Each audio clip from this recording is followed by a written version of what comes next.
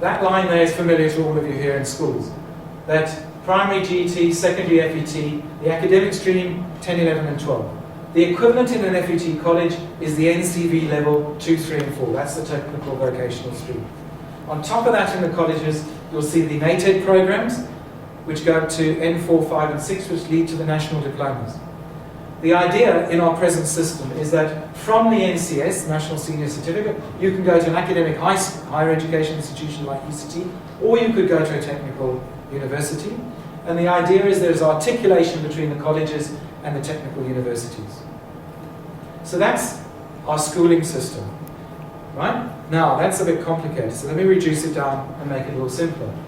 Vocational education exists in the FET colleges. General education, academic education, lies in the schools. And what we all know we've got are vocationally orientated education taking place in both settings. So if you're doing hospitality studies would be regarded as a vocationally orientated course. And you could study that at a college, but you could also have it in matric. And the fact remains that we've got a lot of vocationally orientated courses registered in the NCS. And they appear in combination, but my point will be when I look at a couple of schools, they are very much the second citizens of the courses on offer. So that's schooling in this country, and it's quite typical of other countries as well. Now, what do you have in terms of the vocational orientated education? Nationally, we've got 110 technical and 43 agricultural high schools. And in the Western Cape, we've got 28 vocational focus high schools. The focus schools. Not the dinner lady schools, the focus schools. Now I want to take that and go back to Khayelitsha. Remember there's in Khayelitsha 20 secondary schools. But let me just make this point first. Technical vocational, TVET as it's called. What's our problem? A terribly negative stereotype. Most people don't want to go near it.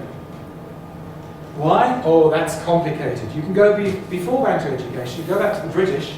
You could blame the British for this. Because in England, the gap between skills, working class people become apprentices. Middle, upper class people follow academic fields of study. But under Bantu education, this became firmly entrenched that the orientation of Bantu education towards work and labour stigmatised vocationally orientated education. And that is the legacy which I would contend haunts us to this day. And in consequence, we've got, although we are attempting to overcome it, we've got a small and weak FET college sector, and we don't have enough schools offering extensive vocation-orientated courses of study. So in Khayelitsha, what does the landscape look like? 20 secondary schools, those little grey dots represent the academic high schools. Chris Hani is an arts and culture school. Zola is a business school. Joe Slover is a technology engineering school. Those are 3 WCD focused schools.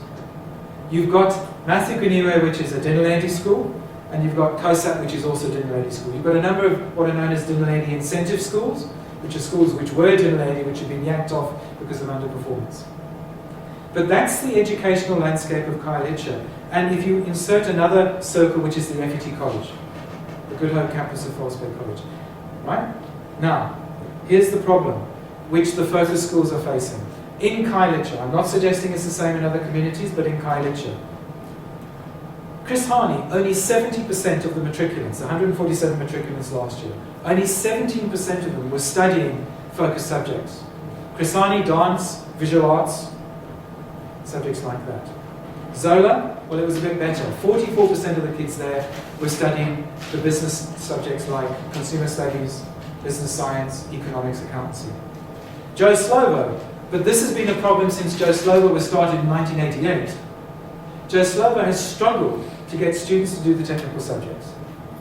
So the difference between Joe Slovo and Oda Moland, which is a technical high school, one of the old ex-CED technical high schools, they will have a significant number of students doing technical subjects.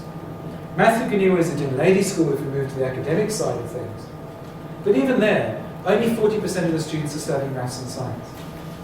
The reality is, the challenge is, we set up schools which have these vocational subject specializations and foci, but still the tug is towards academic education.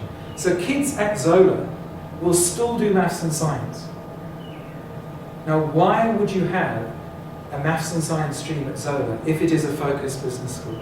That's the question I want to ask. Because the only school outside of the academy, and it happens to be situated in Kaiditsha, which actually is a pure focus school, is Kosant. Because everyone of that school is doing maths, science and IT. That's the ideal.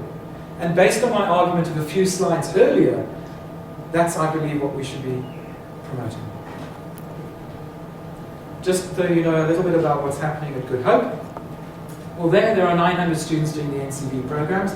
They're mostly pre-matric crossovers. That means kids who failed or passed grade 10 and moved across to college. There's a whole lot of kids, another 500 kids who are doing post-matric business studies. But the native courses, according to the college campus manager when I spoke to him, they're mostly post-matric. They're mostly matriculants who failed.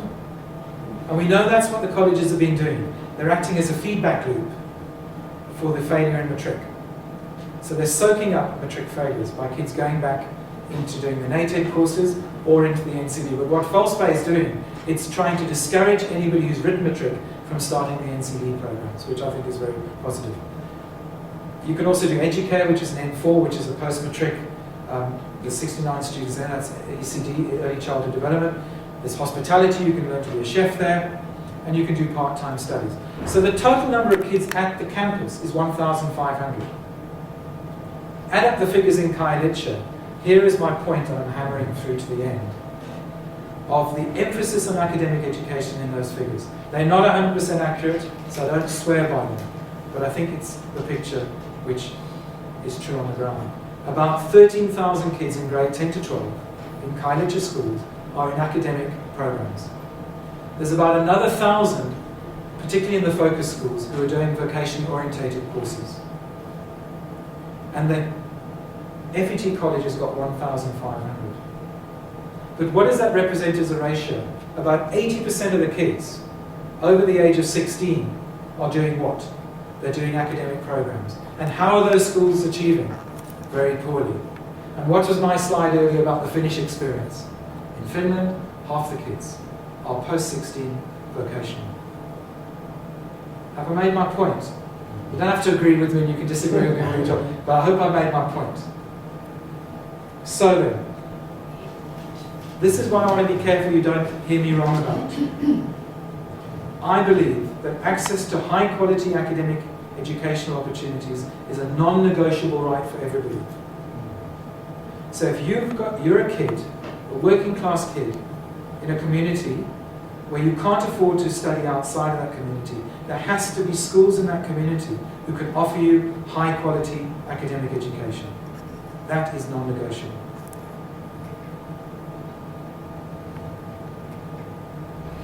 But I believe, and this is my epiphany, which I'm not asking you necessarily to agree with, but my epiphany was to say, actually, this is only possible by the consolidation and targeted enhancement of existing provision.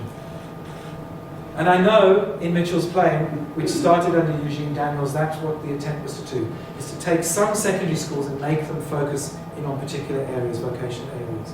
But I now have come to a realization, if we keep on trying to say to ourselves, all we must do is try and improve the academic performance of township working class schools, we're going to continue in this path for the next 10 years getting nowhere.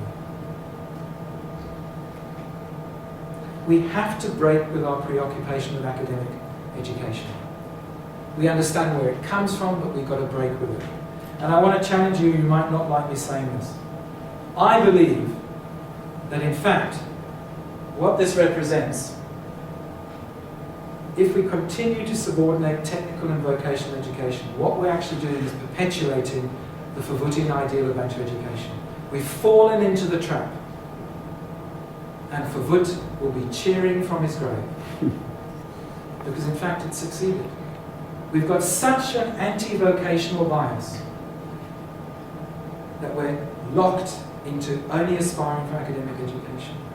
And we understand why it's that way, but I'm suggesting we need to move away from it. What's our peril? Our peril is, and because I've been reading a lot about this in the last week, they talk in the industry about NEETs. What are NEETs? NEETs are not in education, employment and training.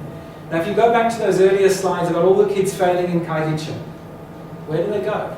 They're joining the pool of NEETs. Every year, we're adding more and more NEETs to the pool. Young people between the ages of 18 and 24, who are not in education, they're not in employment, and they're not in training. And that figure is now more than 3 million nationally. And that potentially is our peril. So what's the way forward? I'm coming to a conclusion. I believe that the education high road of the future should be built on the expansion and strengthening of both vocationally orientated schooling and FET colleges. I'm not underestimating the challenges, and by heavens, I'm not an expert in this area. I am an academic schooling person who's suddenly trying to shift his focus. Is that TVET has to reflect a world of career flux and development. Careers of the future, people have multiple jobs. You move in and out of jobs. There's no such thing as one job for life, really, unless you work for the city council. So what it has to be able to do is to respond to employers' needs, student preferences, and perhaps the hardest thing of all for us, the inertia of existing provision. I would contend with almost universal access to secondary schooling if you want it. It's like the Titanic, which is just sailing along. It's very hard to turn it around. And perhaps, dare I say about ourselves, who we are. We excel in identifying problems. Maybe that's all I've done today. We're very good at producing policy, but we're hopeless at implementing it. And so, let me tell you, you read the Green Paper from 2012 on technical and vocational education. It's all laid out there. The idea is that by 2032, 4 million young South Africans are in technical and vocational education, and only 1.5 million in higher education institutions like UCT. What I'm asking you to consider as individuals is what I think I'm having to grapple with now. Is that, as Edmund Burke said a very long time ago, you can't plan the future by the past. We have to, those of us who are critically engaged in education and concerned about the future, I think we've got to get off our academic high horse about academic schooling. And I think we have to become promoters of vocational education. And I think that's the only future we have open to us. Thank you very much for listening.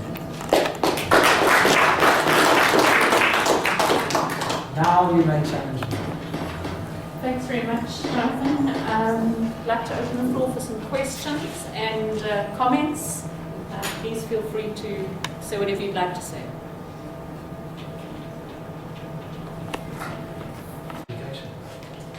Janice? I think you have made a point, John, but I think there are other points as well, obviously.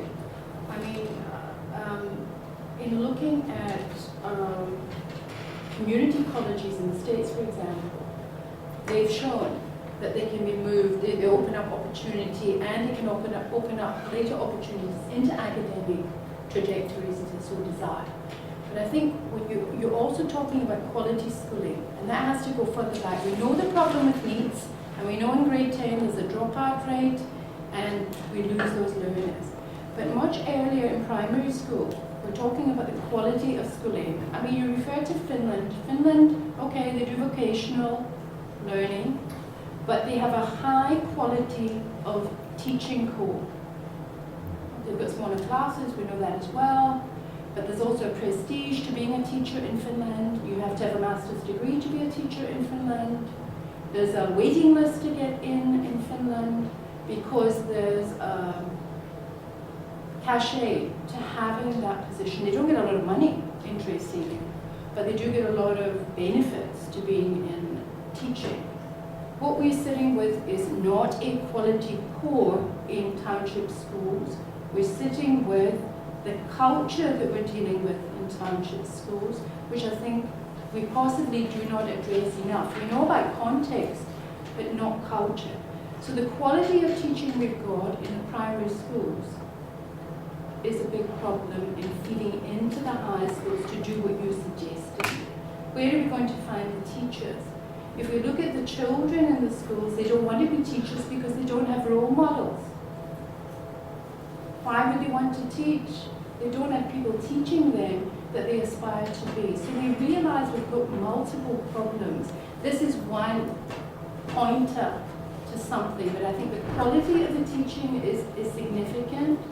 And the issue around the context, and I would argue that we don't deal with the context and the culture that exists in the context enough, is what we're also seeing. One thing I thought was interesting too, John, is you spoke about the ex-Model C schools, but we've also said, and you did not speak about the number of Model C schools that are shifting into being what Jonathan Jansen would call shaky schools, and moving into the culture that's embedded in the township schools that you refer to. And we're seeing that in Cape Town as well. So I think it's the multiplicity of the problems that we've got to address. I think your point is a very valid one, that we focus far too much on results, academic results. But those other issues are underpinning and eroding anything that we've done regarding, let's say, going into vocational learning in that way. If I just respond, the core point of my core point is that whatever you do, teacher development, whatever profession, doesn't matter, improve the quality